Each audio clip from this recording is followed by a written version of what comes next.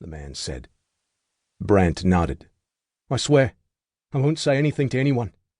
I'll pretend I never saw anything." "But you did see." "I know. Please. You can trust me." "Maybe I can. Maybe I can't. No way to know for sure." "I won't talk." "You've got that right." It only took one shot. The round exploded out of the barrel, deafening inside the confined space. It entered through Brant's temple and blew out the back of his head amidst a spray of blood and brain matter. The intruder had chosen an IMI Desert Eagle to kill the officer because it left no room for speculation. Surviving a direct impact to the forehead from one of its cartridges was impossible. Brant's lifeless body spun away. He landed heavily on the kitchen floor and lay still. The intruder took one look at the corpse and knew nothing further was necessary.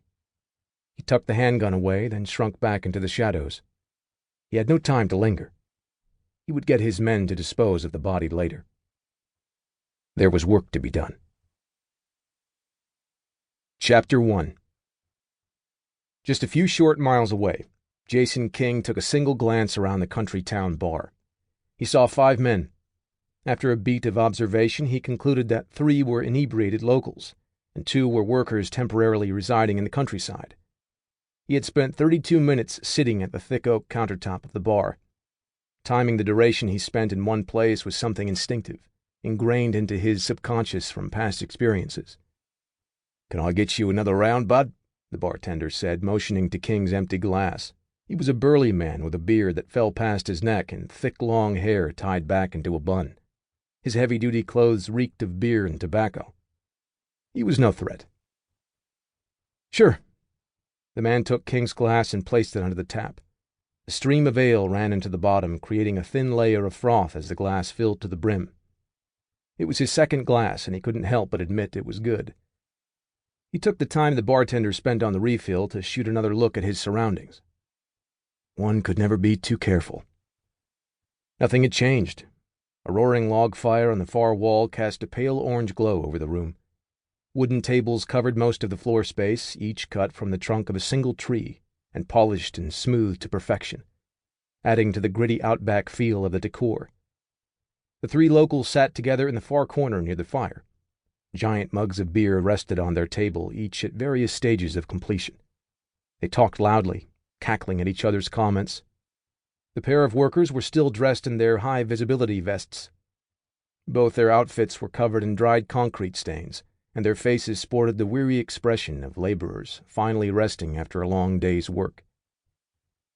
The bartender laid down a fresh round in front of King, full to the brim. "Here you go." "Thanks." "Can't help but notice your accent, mate." "American?" King nodded. "Born and raised." "What brings you all the way out here?" "Recently retired. Decided to travel for a while. See the world." "You look too young to be retired." "I made use of the time I had. Got a lot of work done." "Well, you're a lucky man." King shrugged and sipped his beer. "That's debatable." "Why here?" the bartender said. "There's a million places you could have gone. I can't say we're the most attractive tourist destination on the planet." "It's quiet out here," King said. "I needed to get away from all the trouble." "Trouble?" He paused. "Life gets chaotic sometimes." "I get it. Sometimes you need to put all this shit behind you." King nodded. "How are we treating you so far?" "I like it here." There was a moment of silence. King adjusted his khaki trousers and took another mouthful of beer. "Tell me," he said. "What's it like?" The bartender raised an eyebrow. "Huh?" "Running a bar in these parts. Must be peaceful." "Well, I can't complain, mate. Like you said, it's quiet out here. I stay afloat from loyal customers. People keep coming back. It's never more than steady, but I do all right.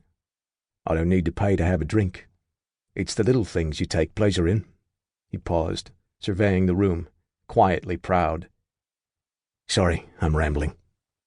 King shook his head. "No, it's nice to hear. Gives me some insight into a different type of life to mine." "A future career prospect, maybe?" the bartender said, chuckling. "I doubt it."